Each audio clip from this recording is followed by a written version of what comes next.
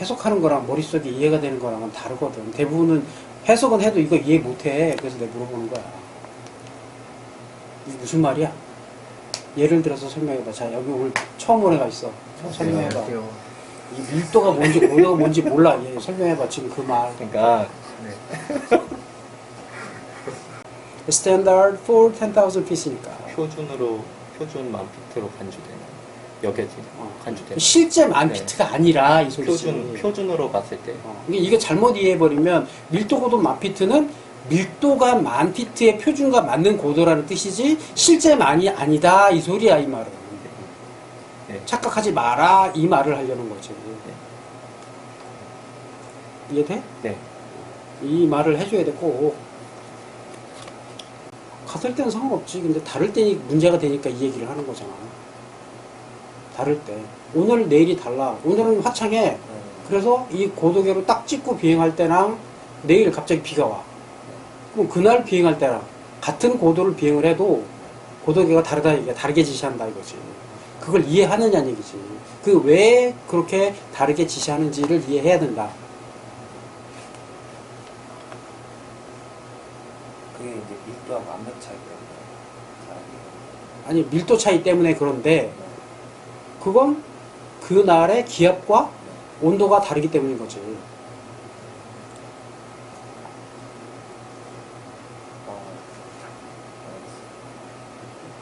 알았다고? 내가 지난 시간에 지난주에 얘 저 사용하던 압력계가 없고 캘리브레이션 잘못됐다는 얘기 했었잖아. 네네. 그 14좀 그래. 네. 자, 그럼 거기서 기압계를 가지고 압력계잖아. 압력계를 가지고 오늘 측정했을 때랑 내일 측정했을 때랑 같을 수가 없는 거야. 왜? 밀도 차이 때문에. 아니 기압. 기압. 기압은 왜 달라지니까 날씨에 따라 온도에 따라 밀도를 결정하는데 그럼 얘는 밀도 고도를 쓴다는 말이지. 지금 내가 얘기하는 게 밀도 고도잖아. 표준 밀도를 얘기하는데 지금 갑자기 오늘 기준으로 표준을 딱 정했는데 내일 뭐 날이 더 더워졌다, 더 추워졌다, 아니면 겨울 이럴 때 그럼 같은 고도에서 예를 들면 지금 여기 꼭대기에서 측정하는 그 공기의 밀도는 오늘 측정할 거랑 6개월 후에 측정한 거랑은 정말 많이 차이가 나겠지. 근데 그 밀도를 가지고 내가 고도로 환산해서 인식하는 시스템이 있다라고 얘기를 해봐. 그럼 고도가 달라지는 걸 보정하지 않으면 위험하지. 괜찮아. 그런 여러 가지 난제들 때문에 여러 시스템을 쓰고 이걸 통합해서 보정을 해서 최종값을 만들어내는 이렇게 오차를 보정하는 이런 시스템을 쓴단 말이야. 그래서 그 중에 하나가 지금 여기 에어 덴시티를 공부하는 이유는 항공기에서 density, altitude를 쓰니까 이걸 공부하는 거야. 근데 이게 지금 일상생활에서 뭐 밀도 고도 뭐 쓸 일은 없겠지만 상대적으로 이해할 필요성은 상대 습도, 상대 습도 같은 개념을 이해하고 바라볼 때 이게 같은 비슷한 개념으로 쓸 수 있지. 분자량이 딱 정해져 있어. 수소, 뭐 질소, 뭐 산소 이런 게 섞여 있는 기체가 있는데 여기에 지금 수분이 없는 공기, 특정 밀도를 가지고 있을 거 아니야. 근데 여기에 습기가 들어가면 여기에서 뭔가 빠져나와서 습기가 들어간 거고 상대적으로 이렇게 습기가 들어가 있는 기체는 건조한 공기보다 이게 더 가볍다. 왜? 기존에 들어가 있던 질소나 산소랑 치원됐기 때문에. 그 얘기잖아. 그게 아보가드로인데 문제는 습기가 그러면 일반 공기보다 가볍다고? 이걸 이해시켜야 되는 거야. 근데 이걸 이해 안 되면 그런가 보다 그러고 외워버리고 끝난다는 얘기지. 습기 그러면 물인데 H2O잖아.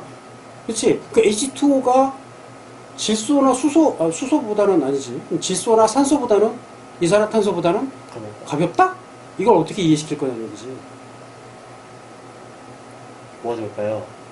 물을 끓여서 수증기가 되면 얘는 에너지량이 높아서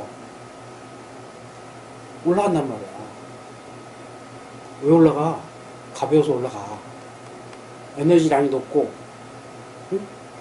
눈앞에 보이는, 이제 예를 들어서 공기 성분들 중에 가장 무거운 이산화탄소나 산소, 질소 이런 것들이 무거워서 가라앉아 있잖아, 지금 여기 밑에. 근데 얘보다 심지어 가벼워. 수증기가 H2O 분자가 얘들이 덩어리로 뭉쳐 있으면 눈에 보이는 물이지만 분리가 돼갖고 하나하나 떠다니면 얘는 수증기라고 부르는 거지. 똑같은 H2O지만 형태가 다른 거지. 기체화된 물. 얘는 무게가 아주 가볍다 이거지. 그래서 떠다니는데 그냥 떠다니는 게 아니라 얘도 공기 분자에 이렇게 잡혀 있어요. 이렇게. 그래서 영어식으로 표현하면 서스펜션 됐다라고 표현해요. 네? 공기 입자가 물기를 이렇게 잡고 있는 거예요. 이렇게. 근데 이게 이제 밀도가 높아지면 또 붙어 있는 거죠. 근데 공기 입자가 이렇게 잡고 있으니까 얘도 부피를 차지하고 있고, 기존에 공기가 습기가 없는 기체보다는 얘가 이렇게 잡고 있으니까 이 부피만큼 다른 기체가 빠져나가야 되니까 단위 밀도는 얘가 더 낮은 거지. 더 가벼운 게 들어가 버렸으니까. 그래서 습한 공기가 더 가볍다라는 말이 나오는 거야. 네. 아직도 이해 안 되는 사람. 고체, 액체, 기체. 그러니까 얼음, 그냥 물, 네. 수증기 세 가지. 그럼 수증기는 네. 끓이면 올라가 내려가. 올라가죠. 왜 올라가? 가면. 그렇잖아. 응? 네. 그걸 과학적으로 들어가면 이제 분자량까지 가면 답은 나와. 근데 그거까지 계산할 필요는 없고, 그걸 접근을 하면 외워버린다는 말이야, 또. 아, 맞아. 수증기 끓이면 올라가지? 그래서 하늘에 구름이 생기는 거 아니야? 수증기는 근데 내가 직접 에너지를 끓여서 단위 시간당 더 많은 양이 올라가니까 눈에 보이는 거고, 바다에서 계속 증발이 돼갖고 올라가고 만들어진 게 구름이야. 또 다니잖아. 그게 부딪혀갖고 너무 많이 몰려서 갑자기 온도가 낮아진다든지 너무 많이 모여진다든지, 이게 이제 상대습도 개념인데, 상대습도가 너무 높아져 버리면 얘가 더 이상 공기가 얘를 이렇게 잡고 있기가 힘들어. 더 이상 얘가 무거워졌고 덩어리가 점점 커지니까 네. 그땐 얘가 떨어지는 거지. 그게 비. 비요. 근데 내려오는 과정에서 갑자기 냉기류가 여기 지나가? 그럼 내려오다 멀어. 그게 눈. 이게 직접 본인의 입으로 설명을 해야 이게 완전 느껴 돼. 그게 굉장히 중요한 거야. 그래서 단순히 그냥 해석만 해갖고 오는 게 아니라 이런저런 질문 내가 할 때 그걸 반응을 해서 설명할 수 있어야 하고, 거꾸로 누군가가 이렇게 할 때 질문을 할 수 있어야 돼. 그냥 가만히 앉아서 듣고만 있는 게 아니라 자꾸 질문을 할수록 너도 좋고 그 질문에 답변하는 사람도 좋은 거니까. 미니스로 하면 명사고.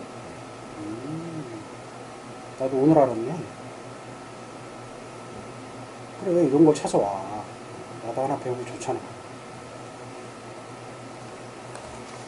이런 단어가 많아. 하나씩 공부해야지.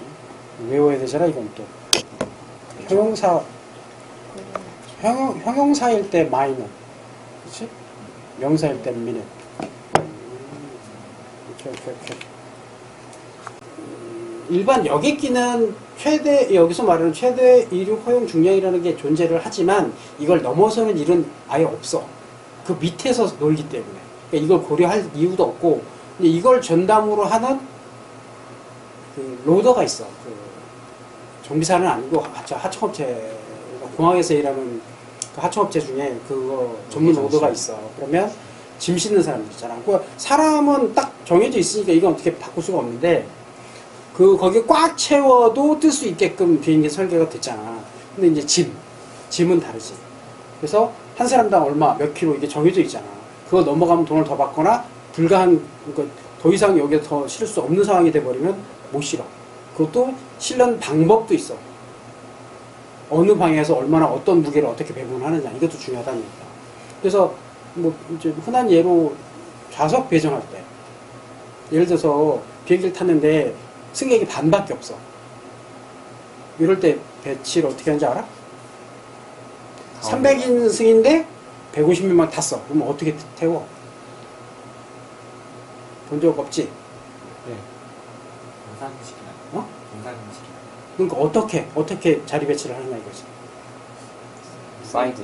무게 중심에 가깝게. 바깥쪽 이렇게 먼저 쭉 앉히고 가운데 이렇게 앉히고, 왜냐면 중간에 내려서 왔다 갔다 하잖아 사람들이.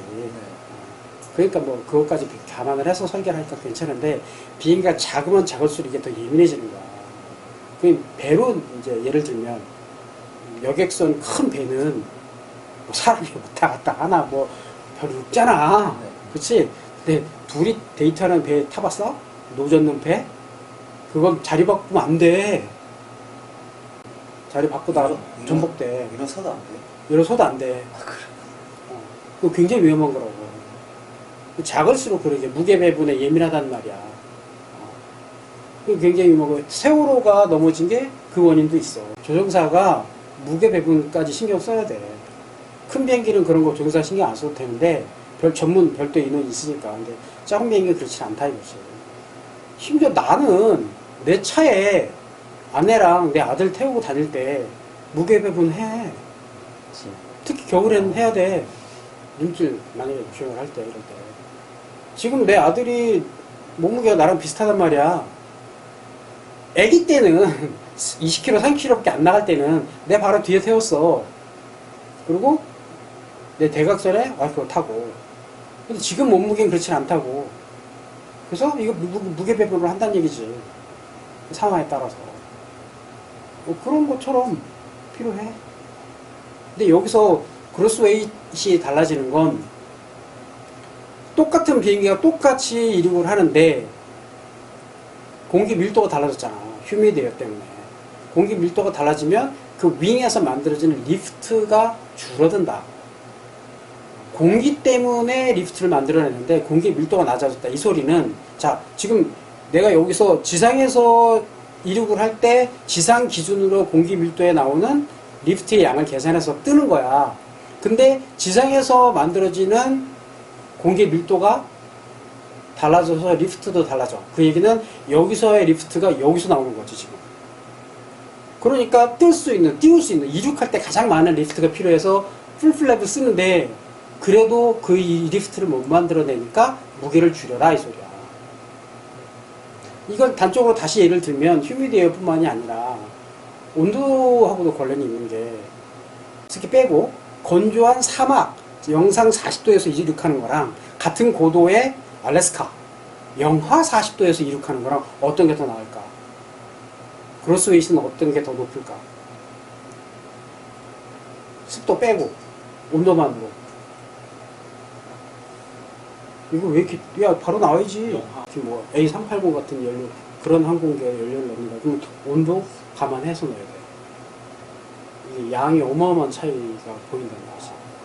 이게 어느 지역을 비행하느냐에 따라 이 부피가 달라져서 이게 심각해질 수도 있어 상황이.